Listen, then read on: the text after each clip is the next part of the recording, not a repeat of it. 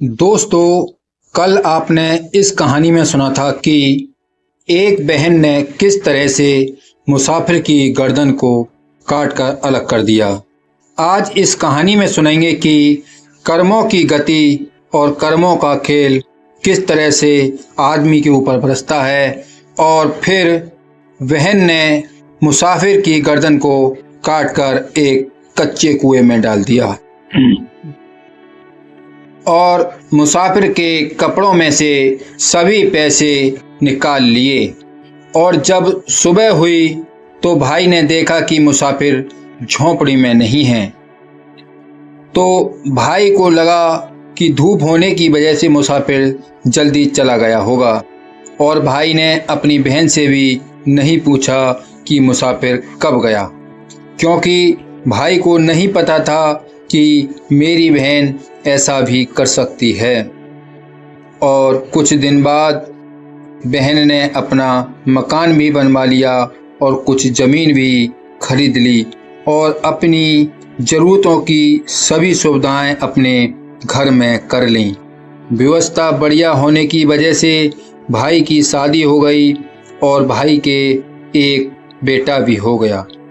एक दिन की बात है, भैया भाभी अपने बच्चे को खिला रहे थे। उसी समय वहाँ पर बहन आ गई और भाई का हाथ पकड़कर अलग में ले गई और भाई से बोली, भाई अब कितना अच्छा लग रहा है, तुम दोनों जने अपने बच्चे को खिला रहे हो। अगर मैं उस दिन उस मुसाफिर को नहीं मारती तो ये सब होने वाला नहीं था।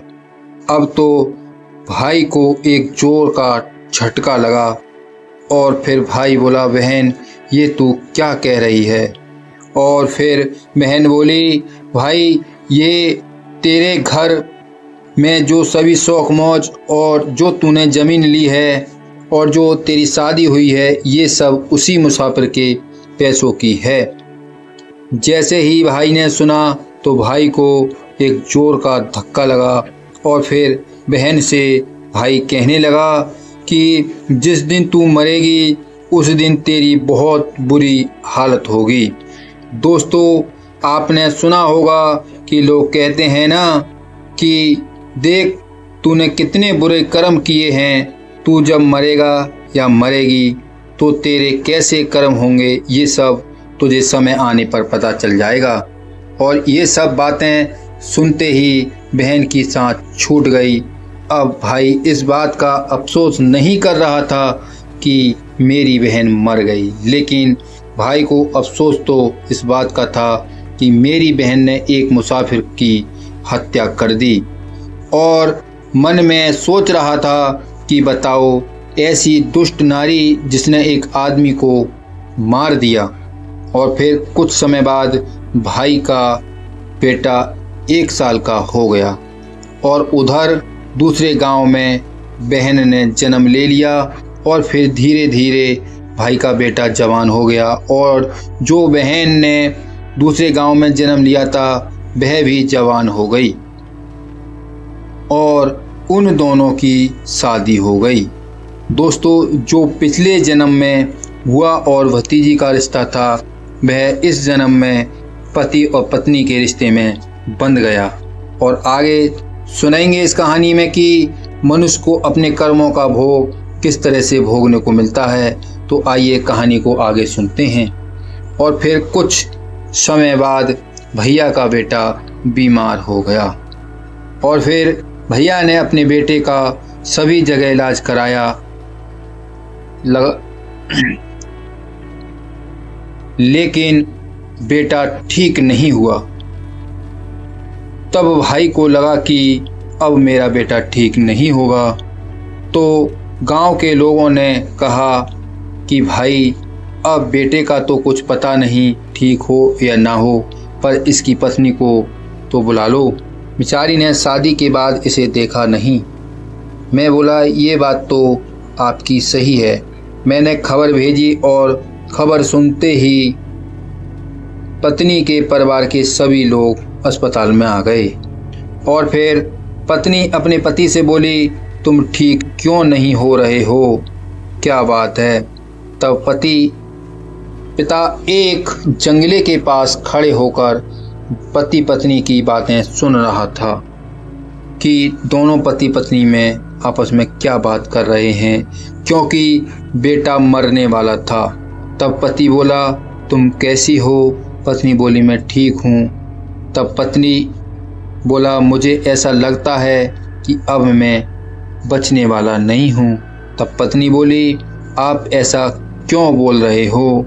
आपको कुछ हो गया तो मेरा क्या होगा?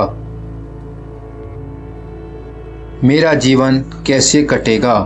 तभी पति बोला, जिस दिन तुमने मेरी गर्दन काटी थी उस दिन तुमने मेरे बारे में सोचा था कि मेरे बाद मेरे परिवार वालों का क्या होगा। तुमने कुछ पैसों के लिए मेरी हत्या कर दी। इन सब बातों को बाहर खड़ा भाई सुन रहा था और ऐसी ही बातें करते करते उस लड़के ने कहा कि अब तेरा मेरा रिश्ता यहीं तक था, तूने जो किया था वह सब बराबर हो गया, अब मैं चल रहा हूँ। इतना कहकर उस लड़के ने अपनी आंखों को बंद कर लिया। आंख बंद करते ही लड़के का दम निकल गया। अब पत्नी जोर जोर से रोने लगी। दोस्तों, कर्मों की गति बड़ी ही गहन होती है प्यारे। हमें लगता है कि दुष्ट इतनी जल्दी कैसे मर गया और संत इतना कष्ट क्यों पा रहे हैं। तो दोस्तों, हम आपको बता दें, अपने कर्मों को भोगने के बाद ही मनुष्य इस दुनिया को छोड़ जाता है, इससे पहले नहीं छोड़ सकता। दोस्तों, हमें इस कहानी से ये शिक्षा मिलती है कि हमें किसी के साथ धोखा नहीं करना चाहिए, किसी का धन को नहीं चुराना चाहिए और हमें किसी को अब्द शब्द नहीं बोलने चाहिए। अगर हम ऐसा करते हैं तो हमारे कर्मों का भोग हमें खुद ही भोगना पड़ता है। दोस्तों, हम दिल से आशा करते हैं कि ये कहानी आपको अच्छी लगी होगी। इसी तरह की ज्ञानवर्धक कहानियों को सुनने के लिए राजू भाई यूट्यूब चैनल से जुड़े रहें और यदि चैनल पर पहली बार आए हैं तो कृपया चैनल को सब्सक्राइब करें और बेल आइकन को प्रेस करें और वीडियो को एक लाइक ज़रूर करें और कमेंट में हर हर महादेव लिखना ना भूलें। दोस्तों, आज हमारी पूरी कहानी सुनने के लिए आप सभी लोगों को दिल से धन्यवाद।